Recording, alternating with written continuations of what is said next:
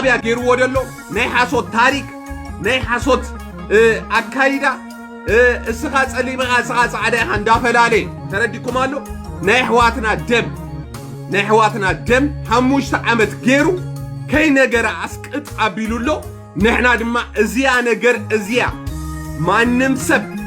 ከይ ተነገረ ናይዝዮ መንደላይ ተሰውዎ መስዋዕቲ ከይ ተኽብሩ ኢስራ ሰነ ተወድያ በቃ ብኸምዚኻ ንመንግስት ክትገጥሞ ትኽእል እዛ ጉዳይ እዚያ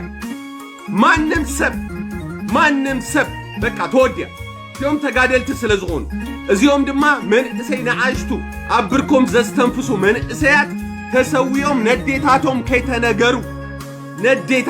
ከይተነገሩ ራዩ በጃው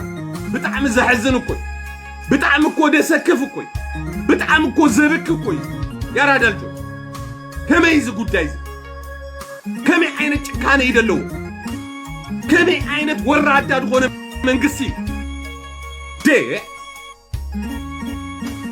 ከመይ ጌርካ ኢኻ ከምዚ ዝጭከነሉ ኣብ ህዝብኻ ከመይ ጌር ዓዲ ኤርትራዊት ዝጭከነላ ወዳ ክመጽኡ እንዳበለት እንዳተጸበየት ወደይ ክመጽኡ ካብ ሕጂ ካብ ጽባሕ እንዳበለት እንዳተጸበየት ወዳ ተሰውዩ ክንሱ እቲ መንግስት ከይነግራ ኢስራ ሰነ ኣኽብር ኢስራ ሰነ እንዳበልካ ኣብዚ ቪድዮ ትሰድዱ ዘለኹም ሰማት ዓመፀኛታት ኢኹም ነታ ኤርትራ ትመቕልዋ ኢኹም ደለኹም ነታ ሃገር ዝተሰወየ ሰብ መንእሰይካ ኣይንገርን ድዩ ስለዚ እዚ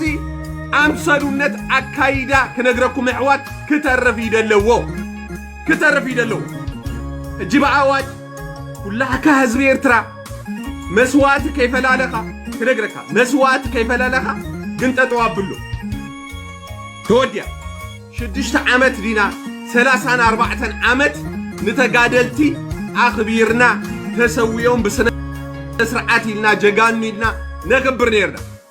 ኣብ መንደላይ ምስ በጽሐ ኣብ ዋርሳይ ምስ በጽሐ ምንጋር ዘይመለዮስ እንታይ ኾይኑ እዩ ኣብዚያ ንምጻእ እንታይ እዩ ትጸገም ንሃገር እንዲዮም ወዲቖም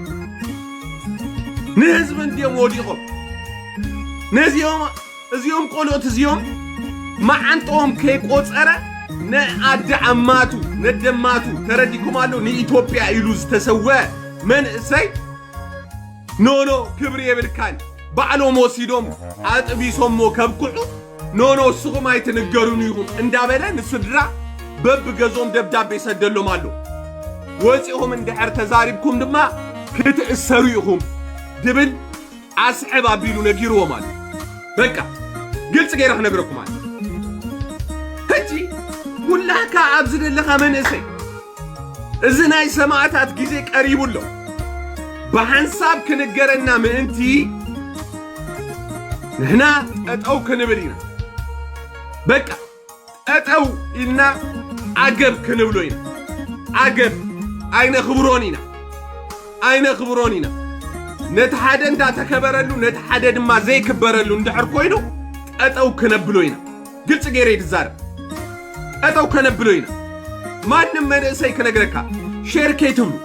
በቃ አለቀ ሼር ከይትብል ጠጠው አብሎ ከይትሰዱ በቃ የሕዋትኩም ተሰው ክብር ዘይብሎ ናይ ገሊኦም ክብር ዘለዎ እንዳተባሃለ ተፈላልይሎ ስለዚህ ኣብ ሃገር ድማ ተረዲኩም ኣሎ በሓንሳብ ይዝንገር በቃ በሓንሳብ ይዝንገር እምበር ፈላሊኻ ናይ መስዋዕቲ ዝንገር እንድሕር ኮይኑ ፈላሊኻ ዝኽበር እንድሕር ኮይኑ ኖ ኣገብ በቃ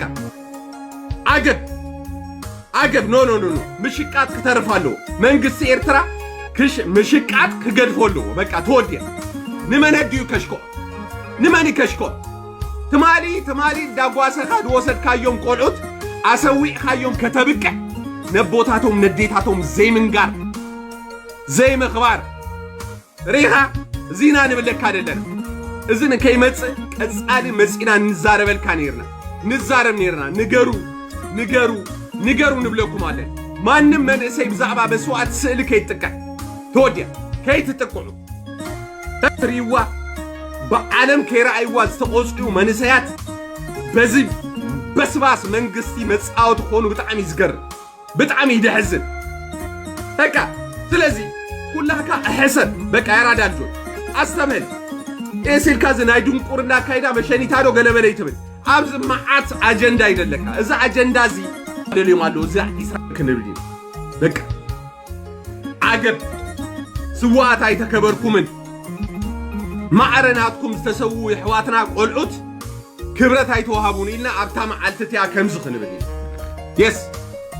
كنزيا تفلتوا اليوم كنزيا خنبلينا